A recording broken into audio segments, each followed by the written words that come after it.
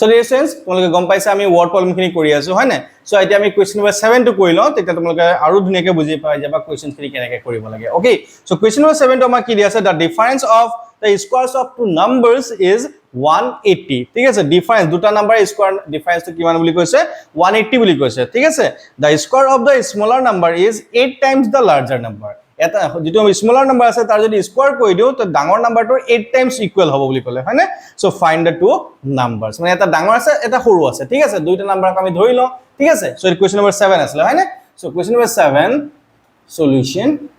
কি কৰিম let the larger and smaller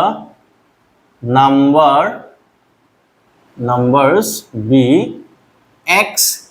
and y respectively ঠিক আছে এইবাৰ মই কি কৰিছো x আৰু y দুটাই লৈ লৈছো ঠিক আছে কাৰণ আমি অকমান কৰাত আমাৰ সুবিধা হ'ব তেতিয়া পিছত কিন্তু আমি কি কৰিম এটা ভেৰিয়েবললে কনভাৰ্ট কৰি লম ঠিক আছে এতিয়া আমি দুটা ভেৰিয়েবল x আৰু y বুলি লৈ লৈছো ঠিক আছে সো আমাক অ্যাকৰ্ডিং টু কোয়েশ্চন প্ৰশ্ন মতে আমাক কি দিয়া আছে ডিফারেন্স তো আমাক দিয়া আছে কিমান 180 বুলি দিয়া আছে হয় না সো আমি ডাঙৰ নাম্বাৰটো পা সৰু নাম্বাৰৰ যেটো স্কয়াৰ আছে আমি মাইনাস কৰি দিও x square minus y square that is equals to 180 বুলি আমাক দিয়া আছে ঠিক আছে এটা আমি ইকুয়েশন নাম্বার 1 দি দিও and আমাক কৈছে যে যেটো স্মলাৰ নাম্বাৰ যদি স্কয়াৰ কৰি দিও স্মলাৰ নাম্বাৰ কি আছিল y আছিল so y square is equals to 8 times the larger number means 8x হৈ গল ঠিক আছে সো এটো আমি ইকুয়েশন নাম্বার 2 দি দিছো ওকে সো এতিয়া চাবা আমি y স্কয়ার জায়গাত 8x আমি ফার্স্ট ইকুয়েশনটো পাতি দিও ঠিক আছে so putting the value of y square in equation 1 ঠিক আছে তো হৈ যাব কি x square minus y square জায়গাত এইটো হৈ যাব 8x that is equals to 180 হ'ব ঠিক আছে সো এইটো হৈ যাব আমাৰ x square minus 8x ইফালে ইকুয়াল সাইন ইফালে আমাৰ plus 180 আছে সো লেফট সাইডে গুছি আহিলে minus 180 is equals to 0 হ'ব ঠিক আছে সো এতিয়া সবা 180 তে আমি ব্রেক কৰিম ফ্যাক্টৰাইজেশন মেথড যদি কৰিবলে চাও 180 যদি ব্ৰেক কৰো আমাৰ কি হ'ব 18 * 10 কৰিলে আমাৰ 180 হৈ যায় আৰু 18 পৰা যদি 10 মাইনাস কৰি দিও কিমান হ'ব 8 হ'ব আমি জানো কাৰণে ফটকে কৈছো যদি নোৱাৰা তলকে প্ৰাইম ফ্যাক্টৰাইজ কৰি চাব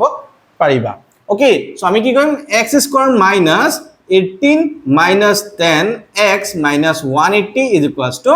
0 বুজি পালানে 18 into 10 কলে 180 হৈ যাব আৰু 18 পৰা 10 মাইনাস কৰিলে 8 হৈ যাব বুজি পালানে সো এতিয়া চাবা তোমালোকে x square minus 18x বুজি পালা then minus minus plus 10 into x to 10x minus 180 is equals to 0 okay so first two terms of আমি কি কৰিম x এটা কমন লৈ লম থাকি যাব x okay আৰু এটো থাকিব minus 18 হবনে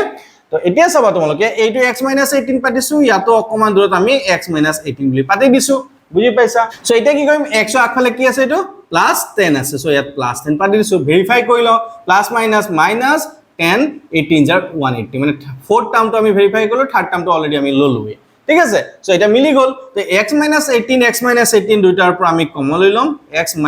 18 থাকি যাব কিমান x plus 10 that is equals to